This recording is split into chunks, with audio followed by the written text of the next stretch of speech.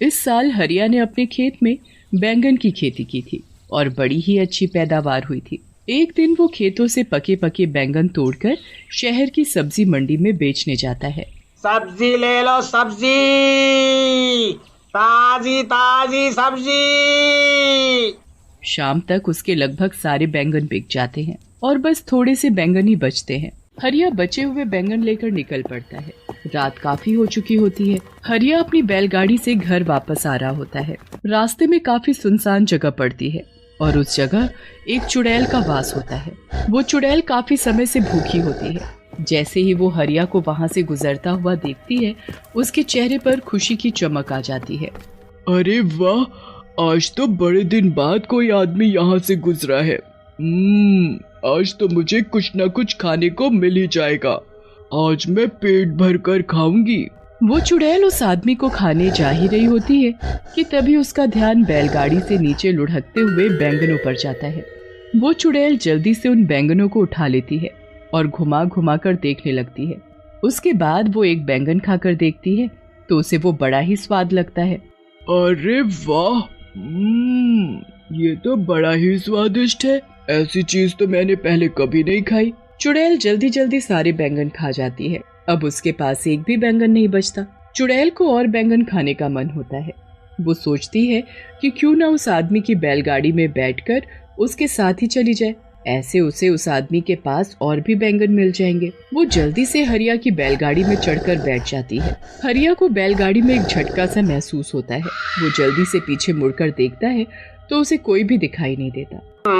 अभी अभी मुझे ऐसा लगा कि मेरी बैलगाड़ी में कुछ भारी चीज गिरी है, पर यहाँ तो कुछ भी नहीं है।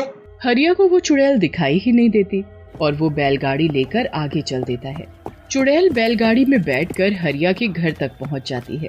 हरिया तो घर के अंदर चला जाता है, पर चुड़ैल आंगन में ही रह जाती है और सबके सोने का इंतजार करती है।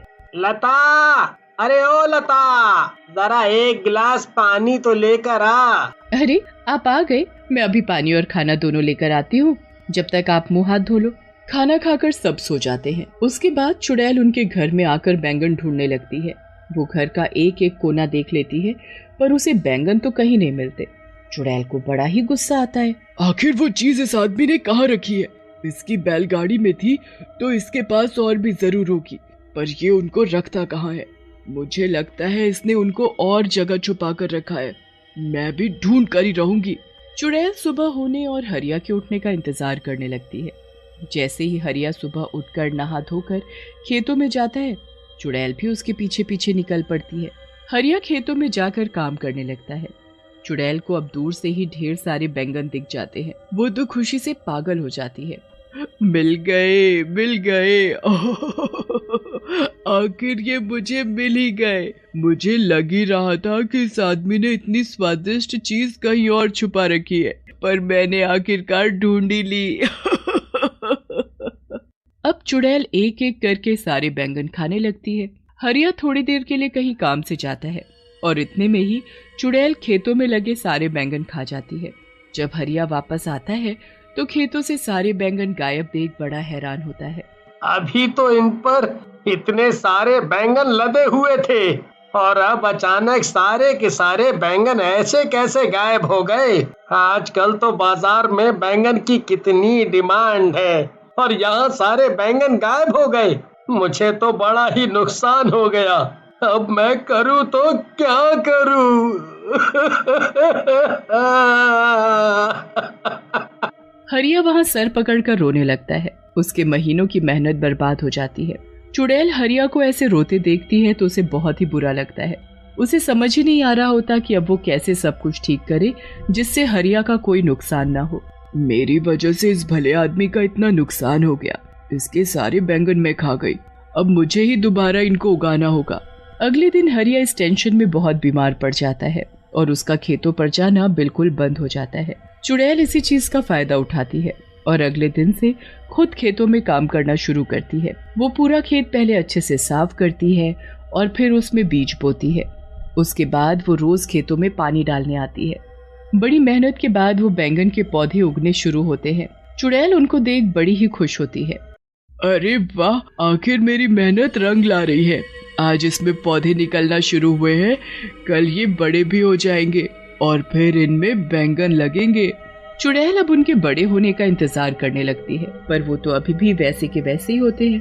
अब चुड़ैल को समझ आ जाता है कि ये पौधे इतनी जल्दी थोड़ी बड़े हों। फिर वो परेशान हो जाती है कि कैसे उनको जल्दी बड़ा किया जाए, जिससे कि उसमें समय से पहले ही बैंगन उगना शुरू हो जाए। चुड़ैल इस बात का हल निकालने के लिए फिर वापस उसी जगह पर जाती है जहाँ उसका वास था। वहाँ जाकर वो अपनी चुड़ैलों में सबसे शक्तिशाली चुड़ैल के पास जाती है और उससे इसका हल पूछती है। हे चुड़ैलों की चुड़ैल, मुझे कोई ऐसा उपाय दो जिससे मैं जल्दी से खेतों में बैंगन उगा सकूं। क्या? ये तू क्या बोल रही है? तुझे बैंगन की खेती करने की क्या जरूरत पड़ गई? बस मैं क्या बताऊं, मैंने पहली बार बैंगन चखे और वो मुझे इतने स्वाद लगे कि मैंने किसी गरीब और भले आदमी के खेतों के सारे बैंगन खा लिए।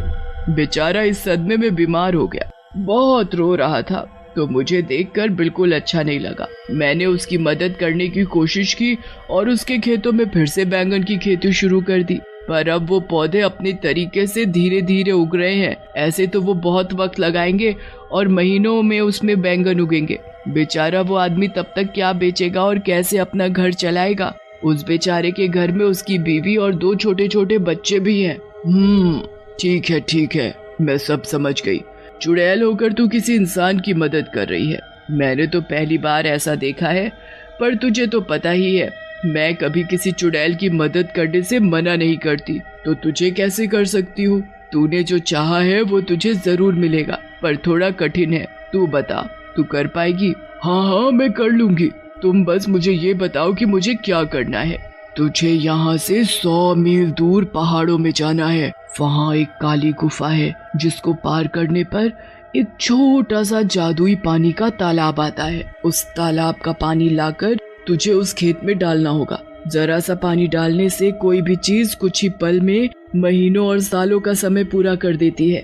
अगर वो पानी किसी बच्चे पर भी गिर गया तो वो बच्चा भी पल भर में आदमी बन जाएगा। इसलिए उस जादुई पानी का इस्तेमाल तुम्हें बहुत ही ध्यान से करना होगा। हाँ, मैं पूरा ध्यान रखूंगी। अब मैं जल्दी वहाँ के लिए निकलती हूँ, क्योंकि मैं जरा भी समय बर्बाद नहीं करना चाहती। चुड़ैल जैसे तैसे 100 मील की दूरी तय करती है। उसके बाद वो काली गुफा को पार करके उस तालाब तक भी पहुंच ही जाती है। वहां से जादुई पानी भरकर चुड़ैल सीधा अपने बैंगन के खेतों में पहुंचती है और थोड़ा थोड़ा पानी पूरे खेत में छिड़क देती है।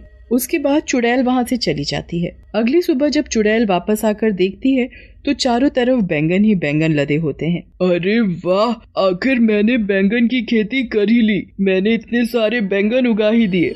अब जब भी वो किसान यहाँ आएगा तो खुशी से पागल हो जाएगा। उसके बाद उसे बस हरिया के खेतों में आने का इंतजार रहता है। हरिया जब ठीक हो जाता है तब वो खेतों को देखने जाता है। खेतों में पहुंचकर जब हरिया हजारों बैंगन अपने खेतों में लदे हुए देखता है तो उसे तो अपनी आंखों पर विश्वास ही नहीं होता। कहीं मैं सपना तो नहीं देख रहा?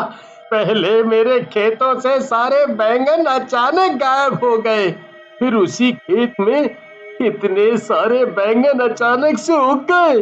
अरे वाह, मुझे मेरे गायब हुए बैंगन वापस मिल गए। हरिया सारे ताजे ताजे बैंगन तोड़कर टोकरों में भरने लगता है। धीरे धीरे करके सारे टोकरे बैंगनों से भर जाते हैं। हरिया सारे टोकरे अपनी बैलगाड़ी में रखता है। घर जाकर लता को सारी बात बताता है। लता तो ये बातें सुनकर चौंक ही जाती है। उसे हरिया की बात पर बिल्कुल यकीन नहीं होता। मुझे लगता है आप पागल वागल हो गए हो। अरे भगवान, मैं कोई पागल वागल नहीं हुआ हूँ।